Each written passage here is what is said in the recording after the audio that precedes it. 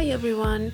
So I think this will be the last video I'm filming before going away for a few weeks, and there is one more thing I am waiting to receive, but it might be a little bit tight, and it's the direct watercolor from Tara Holmes. And yeah, it's a book that I ordered from America, and it was supposed to arrive here a few days ago, but it hasn't, so not sure when it will arrive, so it might be too late. And if it will before I leave, then I will make a video and review for you, because June is the month when it's the direct watercolor challenge, where you do every day a painting without using any kind of pencils or pens, and you just do the painting with the watercolor direct onto the paper, and that creates a nice loose style, and it's great to explore watercolor this way. So anyways, today I want to film a video of the things that I'm taking with me as I'm going, and it will be hopefully fitting all into this little cosmetic bag, which I bought in I think in Home Sense, just for a few pounds. It's not expensive at all. It looks quite cute. I quite like the art of it, so I thought it's quite fitting, and it's a good size, so it should fit my pencils and things like that lengthwise. So let's start with pens that I'm planning to take with me. So I'm definitely taking the Uniball Gold and White Gel Pens, just because they're great for little accents. I'm of course taking my Platinum Carbon Ink fountain pen loaded with carbon ink as well, so it's a waterproof ink in black. Then I'm taking this water-soluble gel ink pen, which is a Muji 025. I've been using it a lot lately for doodles and things like that. These are just the watercolor palettes that are peeking out there. And then I'm also taking this Pilot G-TEC-C Maica 0.4.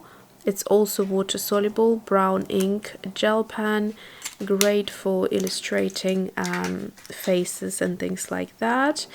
Then in terms of pencils, I'm taking two pencils with me, which is the Faber Castell 5H pencil, great for kind of light lines if you don't want the pencil lines to be too obvious in your illustration and you feel a bit lazy to go over with a with an eraser afterwards, which can take quite a lot of time.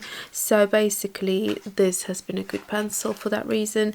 And then I'm also taking the Faber Castell Graphite Aquarelle in 2B, and this is a great little water-soluble graphite pencil, so you can use it with watercolors and it creates nice effect. Okay, so let's move on to the erasers. So I think I will just take this one. This is the Pentel, what's it called?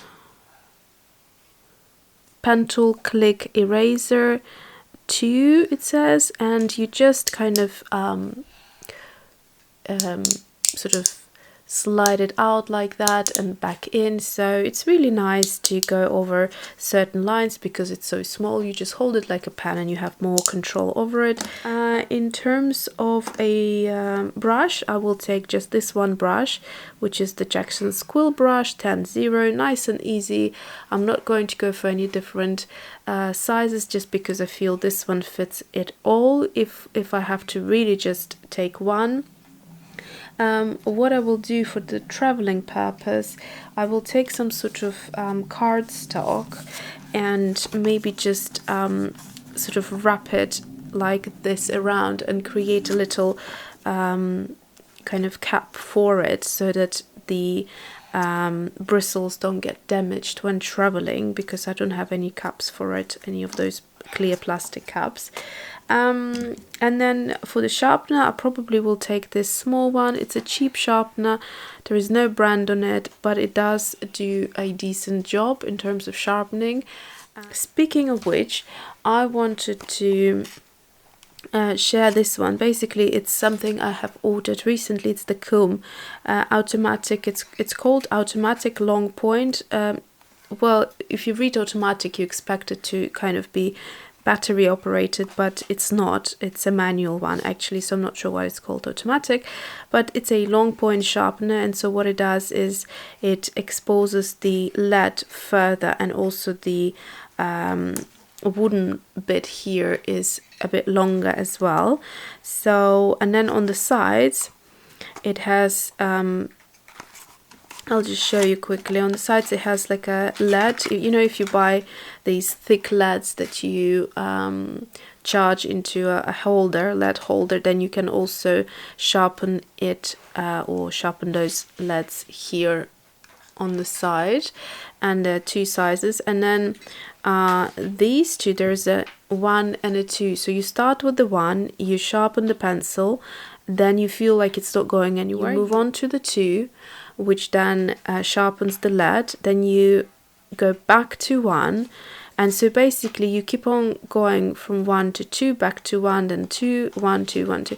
So until you get to the right point of the lead.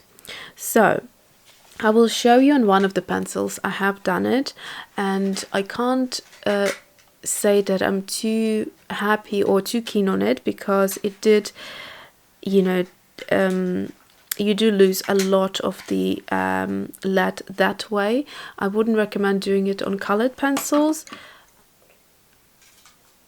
So this is a regular sharpening, and this is the one with the comb. You can see that the wood part is longer, and it basically, you know, is twice as long compared to that. But like I said, you do lose a lot of lead when sharpening it this way. However, what I would use it for is for this type of pencil. So I've done it here, and you can see it has exposed the lead quite a bit, and it's less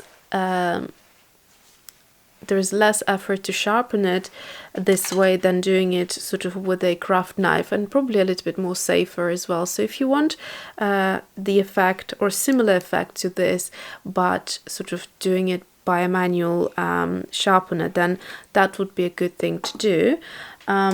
So again, I will show you, this is the regular sharpening, and next to it you have a better sort of point and more exposed lead, which helps you to draw kind of more freer and have less pressure on the pencil.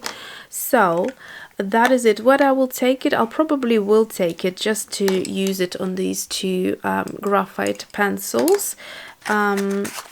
So then I am also planning to take all of my 20 Polychromos pencils, because yeah, I have been really enjoying them lately, and it just kind of feels good to continue that sort of stream while I'm away. And they're actually quite light, so they're not, although it's a bunch of them and it's, you know, you kind of think, my gosh, it's a lot, but they are quite light, they're beautifully made, and so, you know, it's great for traveling actually. And then what else will I take? Let's move on to watercolors. I will take these two palettes. So this is the face watercolor palette, I call it, but it can be used as a floral palette just as well. The colors are perfectly suited for that type of a thing. So here I have 18 half pans. There is a video which I'll try to leave a link for you to see, where I share the process of putting this palette together, and you can see the list of all the colors as well. And this is the one I have made for this summer particularly, and I called it the candy box, and it's holding 15 half pans, and it's a nice kind of addition to this palette.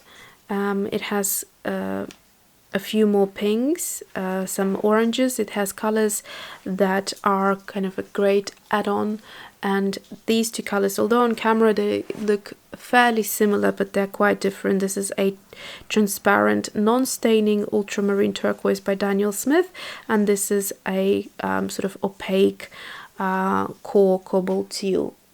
So yeah, they're for different purposes, and they actually look quite different once you start mixing them with colors and painting with them. So that gives me a total of 33 colors, I believe, and yeah, that will cover me very well for the few weeks. And I'm really enjoying this sort of putting together my own colors that make me very happy together. And so that's all I'm taking. Again, weight wise, it's perfect because there is hardly any weight to the empty metal tins. They're super lightweight, and it's just literally the watercolor that the weight comes from, because the half pens are also plastic and they're super lightweight. So for me, this is the best way to take watercolors. Now let's move on to what sketchbooks I'm thinking of taking. One I bought specifically for this trip, and this is the Stillman and Burn. It's the Alpha series, which I haven't tried. Previously I have bought quite a few Beta series to paint on, because they're 270 GSM, and this is the 150 GSM, so it's a little bit more lightweight paper. It's white, so I wanted to make sure I get a white paper. It says here you get 46 sheets and 92 pages, and size wise it's 14 by 21.6 centimeters, and it's a soft cover, so again great for traveling. And that's the paper you get. It's got a little bit of texture there. I'm trying to think, was it a cold pressed? Don't quite remember, but it has the same texture as the Beta series. So let me just pull out the Beta series to show you. So there you go, that's the Beta series, and it's the 270, and here is the 150 GSM, and the texture is exactly the same. And yeah, so I'm looking forward to that. Like I said, the pages are obviously thinner, but having said that, it actually feels really good. Doesn't feel as thin as I thought it might be. So I think watercolor will look very pretty on this paper. So this one I'm taking for sure, and I haven't decided what I will use it for, either for the florals or the faces. Not sure, might be a mix. Then the other thing I'm taking for sure is this one, which is the MD Notebook Cotton. And yeah, so this one I'm taking for sure because it's just so fun, and I was doing some more swatches on here, and the watercolor looks really pretty with that obviously crinkling. It's the whole point of this paper. So yeah, I'm looking forward to doing this, and I think this one will be predominantly for the faces, and I'm intending to use this notebook just a page at a time. So I will be illustrating on this side and leaving the back as it is, because as you can see there is obviously some ghosting, as it is quite a thin paper. So that makes 2 sketchbooks for me to take. Now the third option I have, which I haven't decided whether I should take or not, is this Stillman and Burn Beta series. It's a wire-bound hardcover book, so it's a little bit heavy, or heavier than the other one, and I use this one for my floral kind of illustrations only, or sort of like vegetables, fruits, that sort of thing. But I don't know whether I should take this one as well. That kind of will be last minute decision. And that is it. All of that should fit into here. So let me just try it real quick. I'm not going to put the brush because I need to prepare it so the pencils, they will fit in, as you can see the size of that, so I need to prepare those. And obviously I will have to also cover maybe with cling film these as well, and they will fit quite nicely in there. And then these two palettes like that. So that gives me, as it is right now, still plenty of space there for the pencils that I just showed you and the brush. And yeah, that will be it for the summer. I think that's a good size, not feel overwhelmed, and you know, to make sure I definitely will use everything I'm taking. And that is it. What I want to share with you just before I go as a little bonus, I have ordered a few things, which is, you know, just a couple of things, so I'm not going to do a video to share those, but I do want to share them still before leaving. I'm just going to take, so I've ordered this thing, which I'm just taking out of the packet. So it's a Faber Castell, I think it's called block, like a sharpening block or something like that. So you get here, right, so it looks like you need to, it's cut in half, and then you just peel off this blue paper, which is like a protective paper, and underneath you have sandpaper, many sheets of it. I forgot how many there are, but I got this one on Amazon and it was quite cheap. It was literally a few pounds. So they are stapled onto the wooden little kind of puddle, and what you do with it, so from my understanding, is that you, once you use up one of those sheets, you just peel them off and you have another to go, and they will last you ages. So what this is for, and I don't want to demonstrate now, but I'm just going to explain, is for sharpening these long leads that are quite exposed. So to make them nice and pointy, after you have used the craft knife to slide off this wooden bit here, you then go onto this sandpaper block and you start sort of, you know, kind of smoothing the lead over it, and that will give you a very sharp, perfect lead. And then you can wipe off the lead sort of powder onto here, because it will be quite messy, so you can wipe it off, and that is it. So that's what it is for. I think I will probably not take it with me, just because I have this sharpener to cover. So this was the sharpener that I just showed you. I also ordered that new, and then finally I have ordered a